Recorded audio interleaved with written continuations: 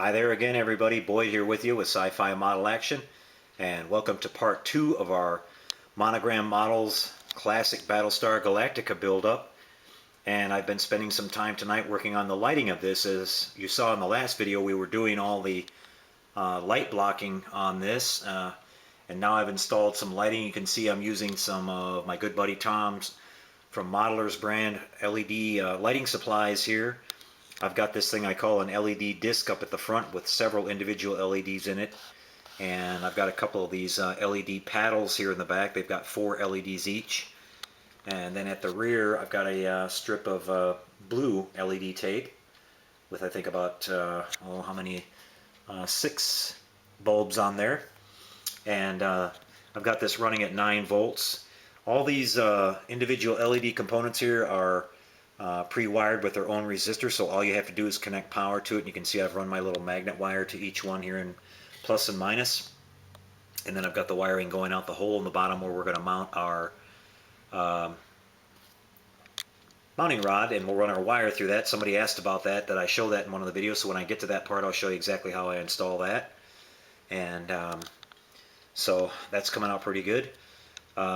I'm going to go ahead and turn the power on this now. It's going to get kind of bright because it's direct and there's no blockage at all. So you can see that these put out quite a bit of light. That paddle there up in the front actually is going to light the entire front section of this, the top and the bottom. It's bouncing the light around in there nice with the white. And these paddles here in the middle give us our nice lighting on each side that I've done. And then we've got this nice blue at the rear that you'll see. Now I've got this little clear lens mounted here. It's not up tight against there like it will be when it's finally installed, but I'm just holding it in with some masking or some scotch tape.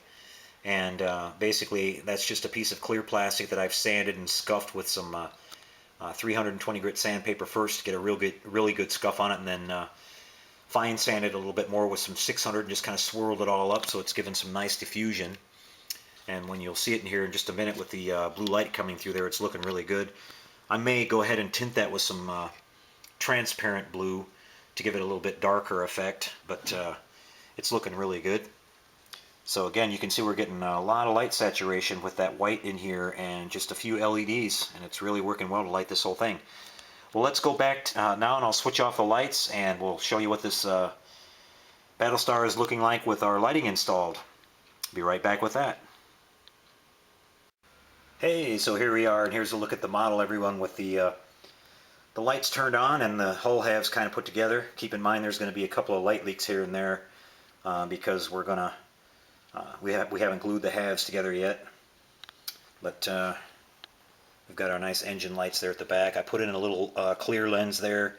I think I may go ahead and paint that blue as well. It's just clear right now with blue light behind it, and that'll bring down the brightness of it a little bit and give it a little bit more of a rich blue.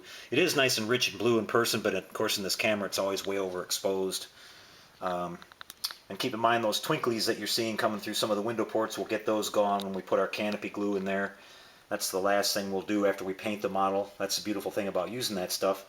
You can paint everything, not have to worry about masking, and then just come back and fill those little windows like I showed before in one of my videos with this little syringe here, and we'll just put those up to each window and inject a little bit of that in and wipe off the excess on the outside, let it dry, and we'll have perfect little window ports, and that'll come out good.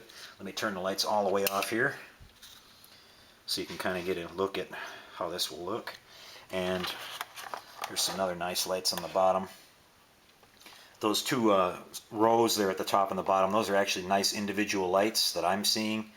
But they're looking like straight lines of light there, and once those are filled with the canopy glue, like I mentioned, those are going to show up individually, and they'll look nice. Those are nice, neat rows of windows. I was able to drill those nice and straight, and we've got these groups of windows along the sides here.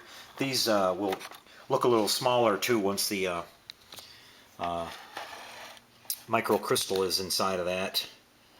You can see we've got nice, real pleased with the lighting all the way across on this thing. All of our lighting placement inside worked out really well. So that's pretty good.